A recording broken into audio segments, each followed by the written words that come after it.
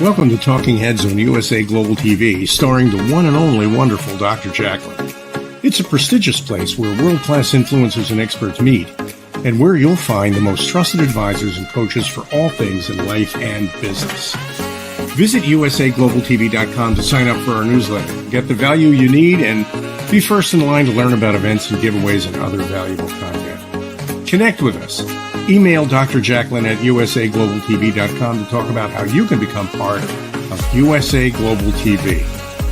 That's USA Global TV, where the doctor is always in. Hello, everyone, and welcome to USA Global TV, and hello to our friends listening on Business Talk Radio. I am Dr. JACALYN KERBECK, and our show today is Adversity to Awesome. This coincides with my next book, which is coming out April the 4th, which has the same title, Adversity to Awesome. Today, we have with us an international recovery advocate discussing a topic that we have not discussed here on this platform. It's all about the opioid epidemic. Let us welcome to the program, Mr. Robert Kanter. Hello. Hello. Thank you for having me. It's an honor and privilege to be here, Doctor. Thank you so much for being here, joining us from New York, Long Island specifically, which is where Business Talk Radio is located. That's fantastic. I'll have to stop by there. Awesome. So, and congratulations on your book, by the way. That's very thank exciting. you. Thank you. I appreciate it. Did you put my story in it? Probably not. Okay. You'll be in my next book. Fantastic. I had to actually cut off because we had, so many people have stories. Everybody has a story to share. And I'm going to come up with another book. So we'll put you in that one for sure. But today, I'm really interested in this topic. We have not addressed this yet, as I mentioned at the top of the show. So, Robert, there's a lot to discuss and cover. I'd like to start off first for people who do not know what it is. What is an international recovery advocate, and what is the opioid epidemic? So I am in recovery from what we call AUD and SUD, which is AUD is alcohol use disorder and SUD substance use disorder. So alcoholism, but we hate to use the word addiction now because it is attached to a lot of stigma. So we'll say AUD and SUD. So I'm in recovery. I've been in recovery for many years, as is my daughter. And she's also doing well, which is what prompted my advocacy work. And there are a number of advocates around the country that talk about the epidemic, that talk about grassroots organizations and legislation, what's being done and the state of affairs now, because it's not good. My niche, I guess you could say, is that I've taken this advocacy work to an international level, which really other advocates in this country are not doing. So I speak on international networks and international radio, and I write for like the Jerusalem Post and Shingetsu News. I wrote op-eds there to carry the message of recovery and hope, also to let other people in other countries know what is the United States doing legislatively to address the opioid epidemic, what kinds of programs, what kinds of treatment dollars, what kind of legislation, because awareness has been excellent on Capitol Hill. And so all of those things, Doctor, that encompass my recovery, the opioid epidemic here and the opioid epidemic around the world. For example, in British Columbia and in Canada, they're having a big problem there. And then I'll touch on the fentanyl, which is really, the fentanyl and the pandemic came together to create a perfect storm. And that's why we just passed over 100,000 drug overdose fatalities in a 12-month period last year, it's actually, the numbers keep going up. It's 105,000. So in essence, it's a public health emergency. So hopefully we can discuss this information and I can provide some valuable information to your audience. Thank you so much for sharing that. Robert, if you would let our audience know a little bit more about your own story, and then we can move into the rest of the topics. But when or what happened that you realized that maybe you needed to speak to somebody, or maybe you needed to make a change? My life got to a point where it was unbearable from use of alcohol and drugs. And I lived in what we call a bottomless pit of despair. And I just had to be beaten up enough to want to get well and sober more than to want to continue to get drunk and to get high. And I suffered consequences, the rehabs and the police stations and the emergency rooms and all of that stuff. And I don't deserve to be alive. Many people, many of those in recovery will simply say, the amount of substance I put into my body and the dangerous places I went to, and my lack of ability to make clear decisions, we just don't deserve to be alive. And that's something I always carry around in the forefront of my mind. And also my daughter, and I'll touch on her story, will tell you she definitely does not deserve to be alive. She deserves to have overdosed given the amount of heroin that she was using.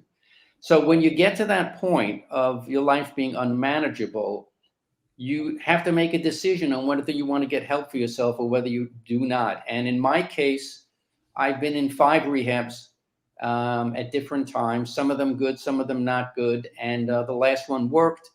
And from there, I went to what we call a 12-step abstinence-based fellowship program. And my last use was 16 years ago. So I celebrated an anniversary on Christmas Eve of last year, and that was my 16th year. My daughter is now sober over 3 years, and so why wouldn't I speak in the media, doctor? Why wouldn't I try to help at least one person that is struggling with a drug issue, or a family member? And by the way, your listeners or your viewers are more than welcome to email me. And although I'm not a physician, I certainly can give them general information and point them into the proper direction to get the help that they or their loved ones need. Thank you for your transparency and for offering to help our audience. I really appreciate that. Robert, I remember I was in Philadelphia at a restaurant waiting for someone, a client actually, when I was in my corporate career. And long story short, they had these gold bars on the wall with different patrons' names, people who come often. And the woman sitting next to me, a stranger, she happened to see the name and she mentioned it. And I knew this person extremely well. And I said, "Oh, how do you know XYZ?" And she said, "Oh, I shoot heroin with him." She was in a suit at a very high-end restaurant. And I said, "I'm sorry, what did you say?" And she said it again. And I was dumbfounded because to me, that was a complete that's not anyone I know. They're not people that I associate with. There are other people that, so it is a major problem. And my point of bringing it up, my own naivety, but many people are also naive that people they know, they interact with, they love, are using drugs. Well, just to give you an example on that point, there are many different things happening in the treatment arena right now that never happened before. For 50 years, drug rehabs, inpatient rehab facilities were all based on the 12-step model of recovery, right? It has completely shifted away from that, doctor. And there's a lot of telehealth, and there are a lot of what's called medication-assisted treatments like Suboxone, Vivitrol. There are just all kinds of therapeutic type programs, wellness programs, and so forth that are out there. And so the treatment landscape has changed. One of the things that is trending is also what's called concierge inpatient. These are individuals that are high net worth men and women. They're in the public eye. Sometimes they're celebrities, and they are individuals that just cannot completely remove themselves from their position. They could be on a board, they could be the owner of a company, and so forth. The traditional model of inpatient treatment is that the individual goes in for at least 28 days and their focus is recovery. They have suffered so many consequences that it is all about building a recovery program around themselves with no distractions. In this concierge model, the individual does that, except that they're allowed to do work on their computer 1 to 2 hours a day. Now, that's controversial, because you're not supposed to be doing work. You're supposed to be focusing on your recovery, right? You hit that, what they call that bottom. But there is such a need for this because there are so many high net worth individuals, particularly on Wall Street, that will not get treatment because they will not put themselves in a general population. A lot of it is stigma, but a lot of it also is sometimes they're the actual brand that are out there. Let's say they're an athlete. A particular facility I know like specializes in having athletes in their concierge program. So to your point, there are many, many people that are high net worth, that are your neighbors, that live in affluent neighborhoods that have problems with drugs. Wouldn't it make sense they could have the drug dealer deliver the drugs right to their doorstep, and the best quality drugs because they can afford them?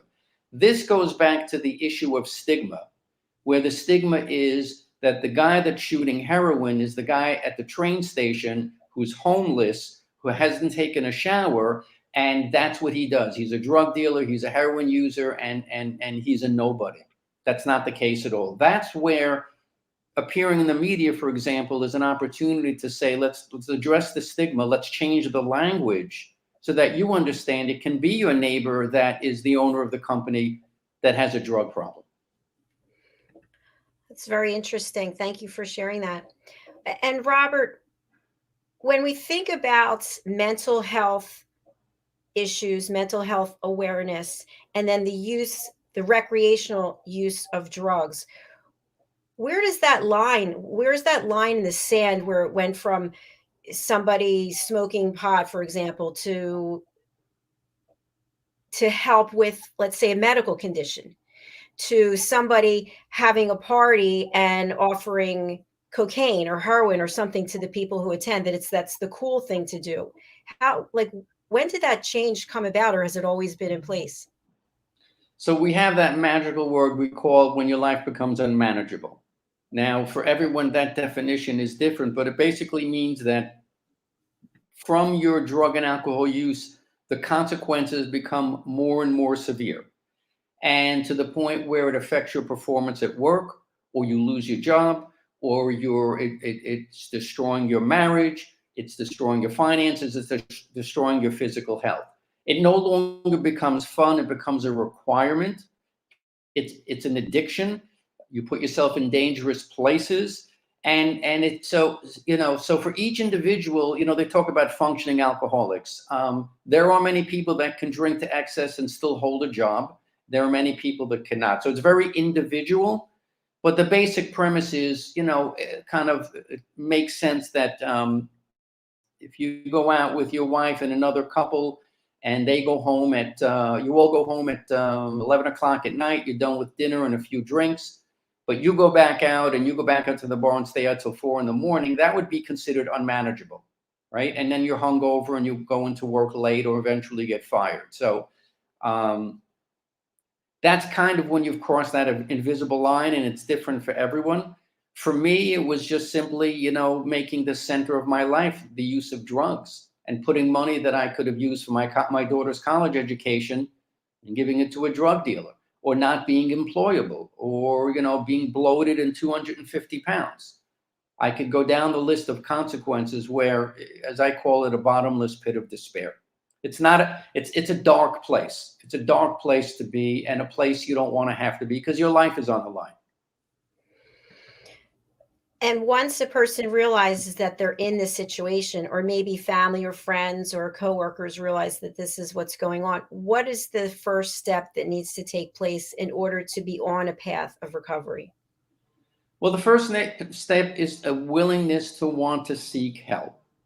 And there are many, many resources and ways that you can do that, whether it's something in an inpatient facility, an outpatient facility. There are therapists, there are psychiatrists, there are, organizations in Washington. There are many avenues, excuse me, for someone that can go out and get help. And the best thing to do is use your computer. And again, they're more than welcome to contact me. And there are many different government agencies. There are hotlines. It also depends on really where the person is right now on their journey. Is it something where it's a medical emergency? Is it something where they just really need to be inpatient and be taken off the street? Is it something where it's just getting out of hand and an outpatient program would be desirable?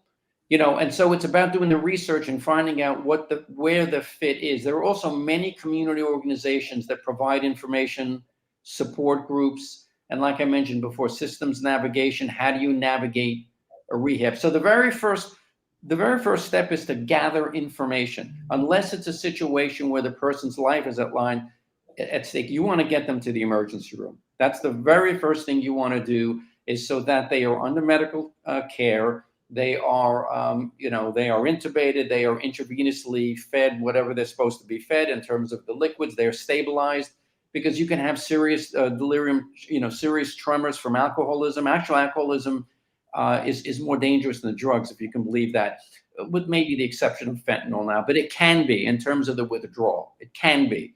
Let me clarify that. They're all dangerous. There's a wealth of information and opportunities and options out there. And the best thing to do is to research. I would start with community organizations that deal with substance use disorder and call them and see the kinds of programs that they have, because generally they will have support groups, they will have hotlines, and they will have individual social workers that can give you the information tailored more to the individual that's suffering, to steer them in the right direction. So it's about doing your research first.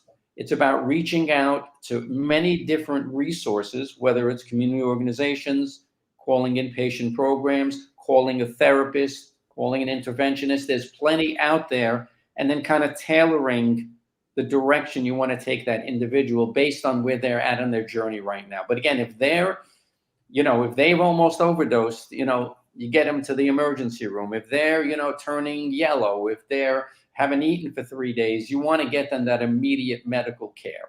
And then from there, the hospitals are very good these days now of getting a social worker involved immediately, and then going from there. Do you want to go directly? Like in my case, they always wanted to send me directly to inpatient, because I ended up at the emergency room so many times. And many times I said, okay. And when the doctor and nurse walked out of the room, what did I do? I threw my clothes on and ran out of the hospital because I wasn't ready. Finally, I got so sick that I said, okay, I'm ready. And I went directly to rehab, and then to a sober living home. And then, and then I was able to function in society. So there's a lot out there that people can choose from. And you just hit on a point that I was going to ask about. What if the person is not accepting responsibility and they're in denial? I don't have a problem. I don't have a problem. Okay, that's a great question. Outside of them stating that they're going to hurt themselves or hurt someone else, there's nothing you can do. Absolutely nothing. You can try disowning them, cutting them off from their finances. You can cut them off from their finances. They'll go on the street and they'll sell their body, and they'll sell their last, possession, and they'll deal drugs. They're going to do what they're going to do to keep their habit going, right? To keep their drug use going until they are ready, until they've had enough and they want to seek treatment more than they want to keep suffering. And that's the point here, is we talk about separating the illness from the individual.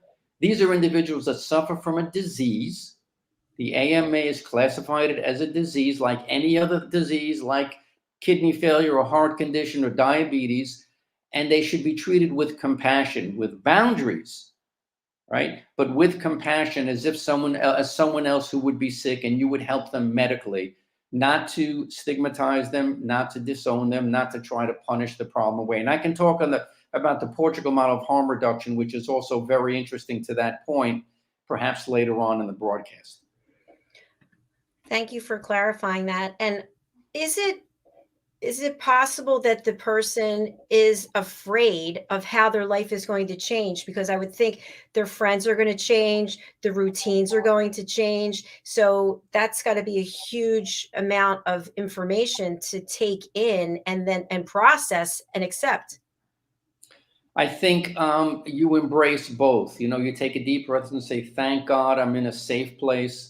But at the same time, you're saying, what the hell am I doing? What's going on here? I have to not take a drink for the rest of my life. I have to hang out with these wacky people who want to sit in support groups and talk about their feelings, right? I have to change all my friends, like you just said. I have to not go to the places. I cannot drink with my college buddies anymore. Oh my God, what is this? My life is over. You hear that many times in recovery. I came to recovery and my life is over, when really your life just begins. You just have to be in enough pain, doctor, and I'm sure you know about this more than me. You have to be in enough pain and suffering enough where you say, okay, show me how to get help. Teach me how to live a life as an alcoholic, for example, because I have no clue. You have to be finished. You have to be done. And until you reach that point, there is nobody that's going to convince you They can try interventions. Sometimes interventions are great, sometimes they're not. Parents try everything in the book to try to help their children. The kids have to be ready. And I call them, I have a 27-year-old daughter. I still call her my, kid, but she's a young adult. That's that, the disease takes you to a very dark place until you're so beaten down and beaten up that you really come to a point where if you know in your heart that if you don't stop, you're going to kill yourself. You have that realization. That's how bad it is. Yes, you've destroyed your marriage and you've lost your job and your health and you're broke and all that.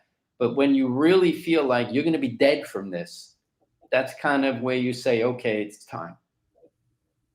That's the wake-up call. That's exactly what it is. It's a wake-up call. And you also mentioned the physical withdrawal. What happens to a person once they make the decision and they're not going to do drugs or alcohol? Their body goes through a process? Yes, and I'm not a medical doctor, but basically when you've consumed a large amount of alcohol and drugs, you need a detox period. And some people actually detox at home, which I absolutely do not recommend. Some people that are really, really bad shape should go to the hospital so they can detox in a detox bed there. And there are inpatient rehabs that have detoxification units there, which is one that my daughter went to, where you specifically are observed by medical individuals, by physicians and nurses, to make sure that nothing adverse happens to your body as you taper off these drugs. And yes, detox can be very painful and it can be very frightening. And many people run out of detox, and I'll share with you a term I actually learned from my daughter, but it can be a very dangerous time. So that's a scenario where if someone has almost overdosed or they really have consumed a lot of drugs and they've been up for days, you want to make sure their body is medically properly detoxed of those drugs and alcohol. And you do that in a medical facility. And that's what I'm talking about there is that, if that individual or family member is in that position, you want to get them to the hospital. That's the bottom line. You want to get them to the hospital. Let them stabilize. And then with your resources and your social workers, with your doctor, you can say, okay, what's the next step from here? Oh, I was gonna mention this term that I learned from my daughter called spin drying, which I'd never heard before. Spin drying is when a young adult needs to go to detox because they're very sick. It's not just a young adult, but let's say it's a man, a young adult in his 20s, okay, a guy. And he has no intention of staying in detox. But what happens is they detox him and he's there for the purpose of removing the drugs from his body so that when he leaves and goes back on the streets or goes back to using the drugs, he needs less of that drug to get him to that same euphoric place, and then he saves money. If that makes any sense, it's called spin drying. They go specifically to detox knowing they're going to leave. And so now is before the detox where they had to keep doing enormous amounts of that drug to get the same high, the same effect. Now, because they've been detoxed and that drug is out of their system, they don't need as much. And so it's a way for them to go back out, use the detox as a tool to go out, get the drugs, but have to use less of the drugs, if this makes any sense, to get the same euphoria that they got from the more using drugs before they got into detox. It's incredible that they do this, but it's very common. Wow, that's a lot. There's a lot of planning in that, it seems. And you mentioned that you wouldn't recommend detoxing at home. Is that because the process itself of detoxing can kill a person? Yes, exactly. It can kill someone. They could be in such pain. They could go up to the top floor and jump off the roof. They could be in such bad shape that they'll grab anything. Alcoholics will drink, vanilla extract and mouthwash and anything that has alcohol in it. They'll grab it if they have to have it. If someone's addicted to opioids, they'll go into the medicine cabinet and they'll try to find opioids or Valiums or Ambiens. And if not, they'll go into their friends' parents' medicine cabinet and do the same thing. We won't stop at anything. There will be nothing that'll stop us except if we're dead or in the emergency room or in handcuffs. That's pretty much how we're stopped. unless we're ready to get help. So let me just be clear, doctor. You do not want to detox at home. I'm just saying there have been some people that have done it because they're so afraid to go to the outside world and seek treatment. But it's a very, very dangerous proposition, and you could lose your life. You're sharing so many really important points here, and there's a lot more to discuss, but we're going to take a quick break and hear from some of our sponsors, and then we'll be back with Robert to share more information with us. So for now, let's take a moment and we'll be back. Take a moment. Take a moment. Take a moment. Take a moment. Take a moment. Take a moment. Take a moment. Take a moment. Take a moment. Take a moment. Take a moment. Take a moment. Take a moment.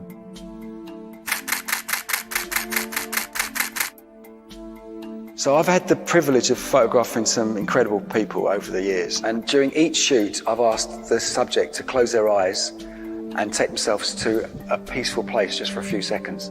I've found that this really helps to refresh the energy between the camera and the subject. They had an energy that was quite special and quite different from the rest of the shoot.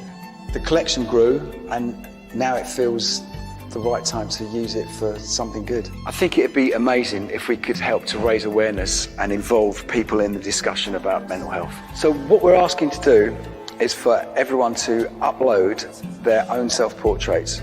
All of these portraits will become part of a massive artwork. I'm really excited to see this project go from hundreds of pictures to thousands of pictures. Essentially, an ever-evolving artwork that says we're all in this together.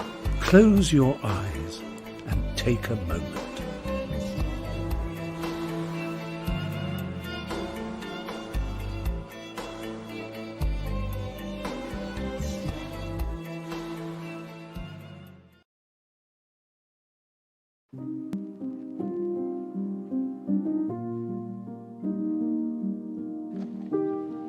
Меня зовут Маша, мне 9 лет, я живу в Красногоровке, у меня все хорошо.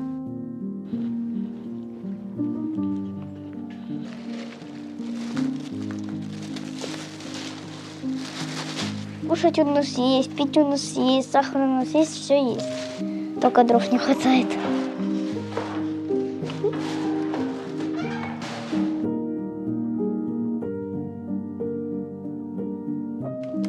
На буржуйке, когда у нас есть, вот эти мы дрова пособираем, закинем, оно горит. Например, в 10 запалили, в 11 закончили, вода нагрелась, еще и мы купаемся. В наш дом 4 было прямых попаданий, так что мы боимся человека, даже осколками поранило, забрали в больницу с 6-го подъезда соседа, так что мы тоже боимся, у нас много деток, деваться нам некуда, нас никто нигде не ждет.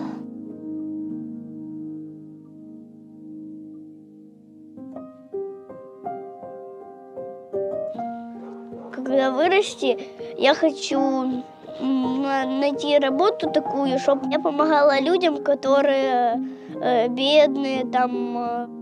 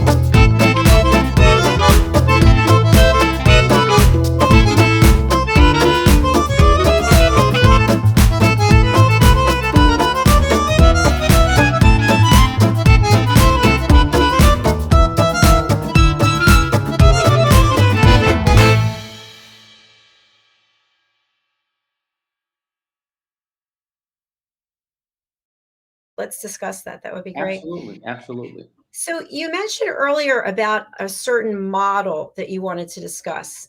Can you share more about that?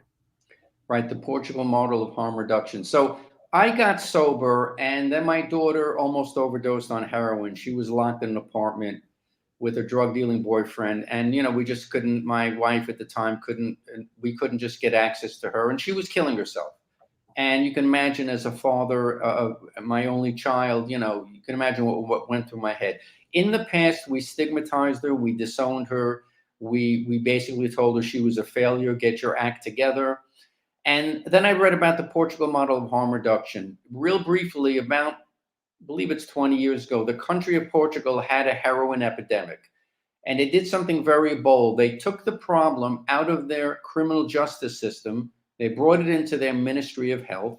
And any person that had less than a 10-day supply of drugs, they were not charged with a crime. They went in what was front of what was called a dissuasion committee, a physician, a social worker, an attorney, and they worked together with that individual, treating them as someone that's suffering from an illness, giving them what's called harm reduction tools, access to support groups, access to, shelter, information on inpatient programs, all kinds of different things. And by doing that, by taking that approach, by not taking the war on drugs approach, they reduced their heroin epidemic by 75%. So we managed to get my daughter out of that apartment she was locked in, and to meet my wife and I at a diner. This is in upstate New York, and had this conversation where we didn't stigmatize her. I told her about my recovery. I said, we understand that you're in a bad place. We want to help you. You're not going to come into the living room and shoot dope, or shoot heroin and watch Netflix. That's not going to happen. But if you want us to drive you to detox right now, let's do it. If you want to, we're going to help you in any way we can. We want to meet you where you are. We understand your suffering. We love you, and you are part of the family. She left that diner. My wife and I were crying. We just didn't know what to do. And an hour later, she showed up with all her belongings in a garbage bag. And she said, okay, drive me to detox. And she detoxed there for 5 days, went to an inpatient rehab program for 28 days, a sober living facility. They call it a halfway house or transitional living, and is now sober 3.5 years. That conversation, she will tell you that didn't get her sober. I don't take any ownership for that, doctor, but that conversation, she will tell you, changed her perspective and said, whoa, they understand I'm suffering. Whoa, they do love me. They're not stigmatizing me.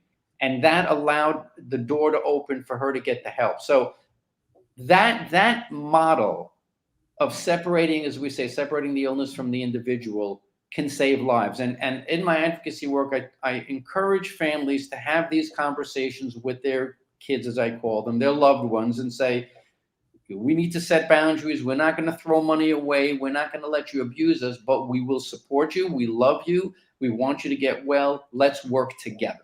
That's, I encourage them to have loving, destigmatized conversations, because it's life. You don't want to stigmatize them and say, get out of the house, and have them end up on the streets where their life is really at danger. You want them in a medical facility. You want them in a program, and you want them to know that they are part of the family and that you do love them and you will support them as long as they get the help that they need to get.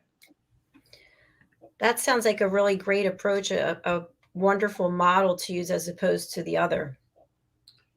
Yes, because if you recall, President Nixon's, and not to say I'm not a President Nixon fan, or I am a fan, but his war on drugs of many years ago was a colossal failure. It's a colossal failure. Where is the treatment for those, especially individuals from marginalized communities? They're put in jail. And how does that get them better? How does that treat their illness? It doesn't. You want to treat their illness before they end up incarcerated. You don't want to treat it when it's there. They've already damaged their lives if they're even going to get out of being incarcerated. So it's about treatment. It's about destigmatizing. It's about being there to give them harm reduction tools and to support them and understand that they're suffering and it's an illness, and to have access to the treatment, which is why legislation and funding is so important, so that the treatment is available, especially in marginalized communities, in Black communities, and where they're just screwed out of the gate, like the treatment's not there. You know, they're in impoverished areas and they just don't have the same access and the same socioeconomic situations that, let's say, I have. I'll speak for myself.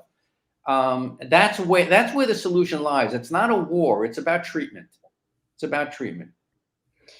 And to go through the detox process, what type of money does that take? I mean, and do you have to have, like, where do you get the money from if you don't have money? Well, you can detox at, public hospitals. I guess you call them city. You can detox at any hospital, whether it's, Weill Cornell or whether it's Bellevue or whatever, or a city hospital. They will always detox you. They have to. They're required by law. They can't let you out because you could die. Once you go to the emergency room when you're seeking treatment, they have to stabilize you medically. But there's the trick. Once you're stabilized medically in 2 days or 3 days, now what happens?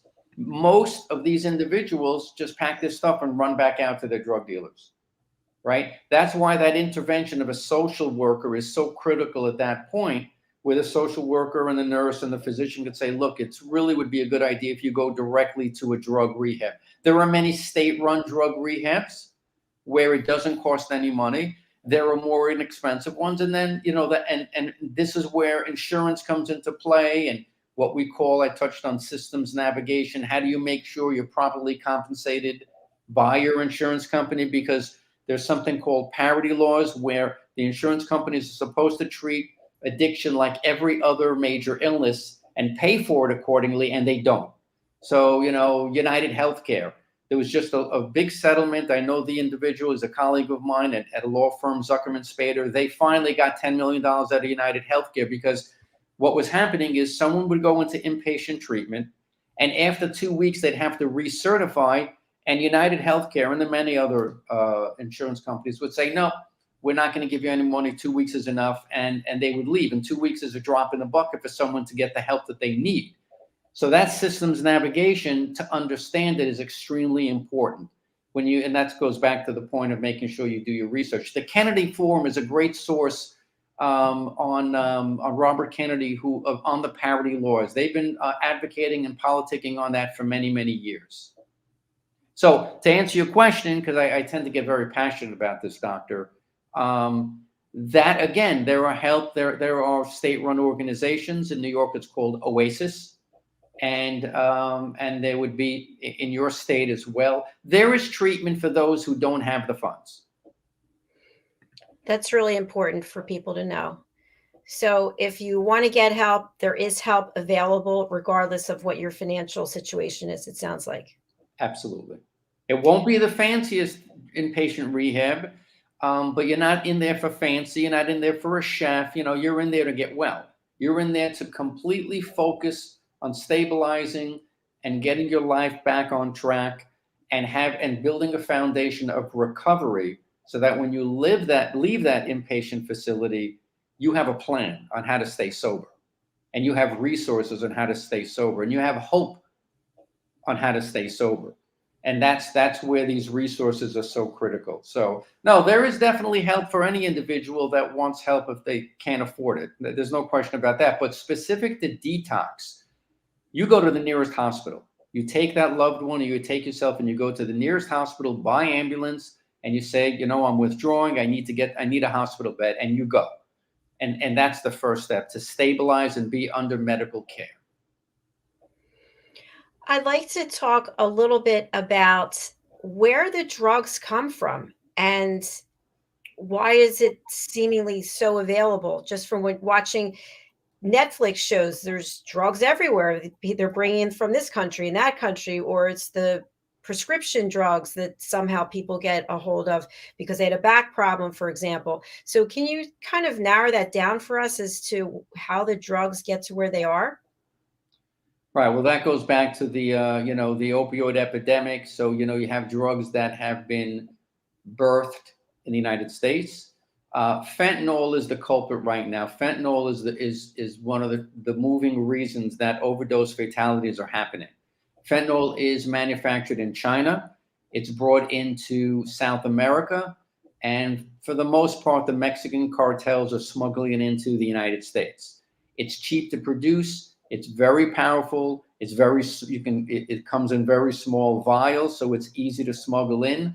It's being what we call cut into these other illegal drugs, such as heroin and methamphetamine, and even in marijuana, even in cocaine. The fentanyl is lethal. So it's not back in the days, and in my day when I used drugs and we had what was called Quaaludes and pot and cocaine, was not nearly as dangerous as it is now with the fentanyl. Now, on the flip side, you have the opioid epidemic. The Purdue pharmaceutical company and what we call the Sackler family, or we refer to, or unscrupulous physicians, or pharmacies, or distributors, drug distributors like McKesson, Cardinal Health, AmerisourceBergen, they are not what started the opioid epidemic. It was the Food and Drug Administration, and there's a great segment on 60 Minutes, if you Google it, about the corruption in the FDA and how they did not do their job as the gatekeepers to protect the public from unscrupulous pharmaceutical companies like Purdue Pharma. Purdue Pharma, the distributors who distributed the opioids around the country, the physicians, some of them that wrote these ridiculous amounts of pills, the pill mills, they just jumped on the train. They jumped on for the ride because of the amount of money to be made, and they're certainly culpable. But the source, the beginning, in my opinion, is the Food and Drug Administration. And again, there's they have individuals they interview and the corruption, and you have to understand the commissioners of the FDA, for the most part, when they're done at the FDA, they go to Big Pharma. So you can see the conflict of interest there. That's new information. I wasn't aware of that. I don't mean to interrupt you. So the point is that because of that, the opioids, and there's still an epidemic with the opioids, don't get me wrong, are coming from physicians that are writing here. They're writing the scripts that, for patients where it's not necessary, where the dosage is not correct. On the streets, the opioids are still getting on the streets here. So they're being manufactured here in the United States. The other drugs like fentanyl, methamphetamine are coming in. Some meth is also produced here. It's coming in from various sources, to answer your question, because there's such a hunger for them. And especially with the pandemic, when we were locked down and there was less access to treatment and the stress involved, and you would know more about this than me, the post-traumatic stress that occurred, and the fact that the detox beds for substance use disorder were now being converted into COVID beds. So there were no beds. And then in drug inpatient rehabs, they might have 50 beds available for, inpatient guests. But now they had to be quarantined. So there might have been 3 guests in a townhome or in a facility to one room. Now you can't do that. So you lose 2 beds because you have to quarantine one of the patients. And so COVID just did a number. And then you take that with fentanyl, and plus all the stress, and you would know more about it, and it just became a perfect storm. And literally, we went from like 70,000 drug overdoses 2 years ago to like 105,000 now. I mean, it's a true public health emergency. President Biden just had a speech on mental health not too long ago, and the Supreme Court is actually hearing a case right now relating to what is the proper amount of dosage that physicians should be prescribing. There's a lot going on in this space and a lot of awareness, and as it should, because the money's needed for treatment and it's a public health emergency. And this doesn't seem to be any relief in sight. That's the frightening part. And with these drugs like fentanyl and heroin and cocaine, are there legitimate uses for them that they could be prescribed for something, or are they all basically recreational use? Heroin, well, this is an interesting topic because psychedelic drugs now for medical use are becoming very popular, just like marijuana. So of course there's medical marijuana, so that has medicinal value. Psychedelic drugs have medicinal value. I'm not a physician, so I can't tell you. I don't think cocaine does. I don't think meth does. Certainly opioids have a legitimate medical use. There's no question. So I'm not a physician, but I can tell you some of them do, and some of them some of them don't, and some of them some of them don't, is what I would expect. I can't see the medicinal value. I don't know of any heroin that is administered by any physician for any kind of recovery program or treatment for substance use disorder or withdrawal or anything, like a Suboxone, for example. I've never heard that before, but I could be wrong. And if there were some way to eliminate these drugs so that they didn't exist anymore, would it just be that a person switched to something else? Yes. Yeah. Something else to get that euphoric feeling, to take them out of themselves, and to use for whatever way it makes them feel. You call it an escape, you call it euphoria, you call it whatever, to deal with trauma, whatever the person's need is. But at the end of the day, for me, I will speak for me, I use substances because it gave me a euphoric feeling and brought me to a happy place. Brought me to a place where I could suspend every obligation and every feeling and every worry and just be at a place where I was happy. Unfortunately, there were consequences that followed that. Now, when you were going through that, had you tried other approaches such as, I'm just going to throw it out there, meditation, affirmations, working on loving yourself? Had you tried any of those things? Well, I've been sober 16 years. So back when I first got sober, as I mentioned earlier, the 12-step model of recovery was the main premier approach of recovery, right? Those are the fellowship meetings where you get a mentor, and most people know what I'm talking about. I don't like to mention in the media the names of the organizations because it's against the traditions. They're meant to stay anonymous. That's why I don't mention them. But that's what I subscribe to. Right now, the trend in recovery, in the recovery community, is completely away from the 12-step model. And there are just all kinds of different, there are wellness approaches. There's yoga, there's retreats, there's wilderness programs, there's brain mapping, there's something called neuroplasticity, retraining the mind. There are all kinds of pathways to recovery that didn't exist before, and then medication-assisted treatment. And I support every one of those pathways to recovery, right? We're all on the same team.